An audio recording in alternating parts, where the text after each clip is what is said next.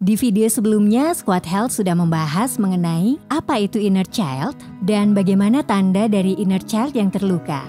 Dan jika kamu memiliki tanda tersebut dan sedang mencari cara untuk menyembuhkan inner childmu, kamu sedang menonton video yang tepat Healthy Squad. Kali ini Squad Health akan berbagi tips mengenai tindakan apa saja yang dapat dilakukan untuk mengatasi inner child yang terluka. Tapi sebelum mulai, ayo subscribe dan nyalakan tombol notifikasi Squad Health untuk update info seputar kesehatan lainnya.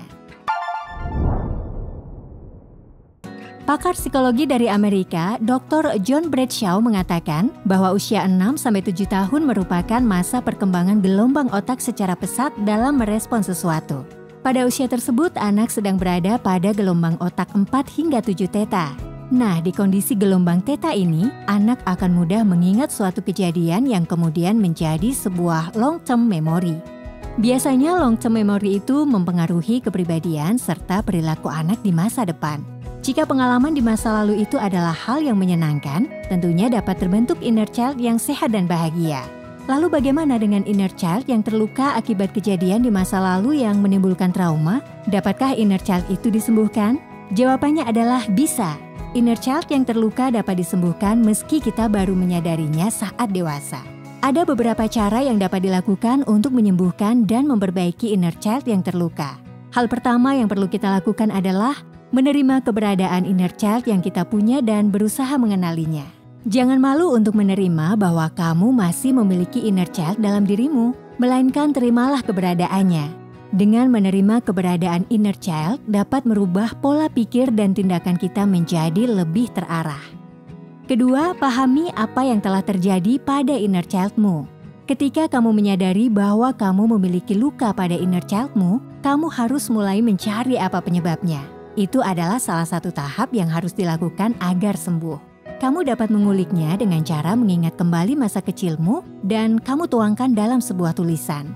Biarkan pikiranmu menjelajah ke masa lalu untuk menemukan sumber dari penyebab luka pada inner childmu. Walau ini bisa saja menyakitkan, namun jika kamu dapat menemukan penyebabnya, kamu pun akan dengan mudah menemukan cara penyelesaiannya. Jika kamu masih merasakan kesulitan untuk mengingatnya sendiri, kamu dapat bertanya pada keluarga terdekat yang kamu percayai. Ketiga, berikan perhatian dan cinta pada inner child kita sendiri. Inner child yang ada dalam diri kita tentunya masih merasakan dampak dari masa lalu. Mungkin saat kecil kita jarang mendapat kasih sayang dan perhatian dari orang terdekat kita. Bahkan mungkin kita ditolak oleh orang-orang di sekitar kita.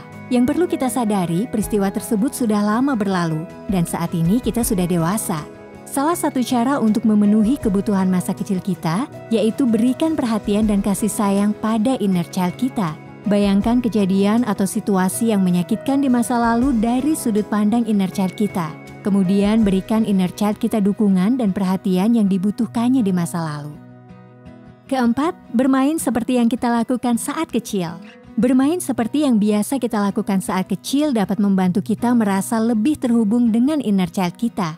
Cobalah memainkan beberapa permainan dan melakukan kegiatan yang sama seperti yang kita nikmati saat masa kanak-kanak.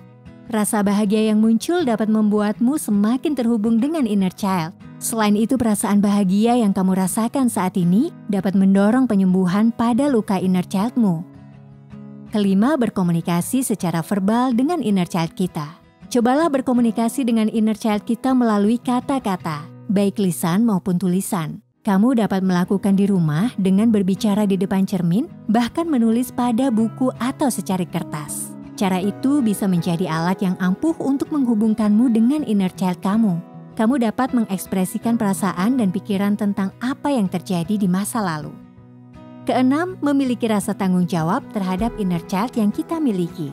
Kunci dalam mengatasi inner child yang terluka adalah bertanggung jawab atas diri dan inner child kita sendiri. Meskipun kita marah kepada siapapun yang menyakiti kita di masa lalu, atau mungkin menyalahkan mereka atas apa yang mereka perbuat, itu tidak akan membantu menyelesaikan masalah dan menyembuhkan luka inner child kita. Saat ini kita sendirilah yang dapat bertanggung jawab untuk merawat inner child yang ada pada diri kita. Mungkin kita bisa mendapat bantuan dan dukungan dari seorang terapis atau orang terdekat. Tapi yang perlu bertanggung jawab terhadap inner child yang kita punya adalah diri kita sendiri. Terakhir, berkonsultasi dengan seorang profesional kesehatan mental. Jika tahapan di atas kurang efektif bagi kalian dalam mengatasi inner child, atau kamu menemukan kesulitan yang tidak dapat kamu atasi sendiri, cobalah bertemu seorang profesional yang lebih paham akan kesehatan mental. Tuangkan segala rasa tidak nyaman atau emosi yang menyakitkan. Rasa sedih akan kenangan traumatis dan perasaan tidak berdaya yang menyebabkan luka pada inner child-mu. Melalui bimbingannya, kamu mungkin akan merasa lebih rileks dan menemukan cara untuk menyembuhkan luka pada inner child yang ada pada dirimu. Nah, itulah tips-tips dari Squad Health untuk kamu yang sedang berjuang menyembuhkan luka pada inner child-mu.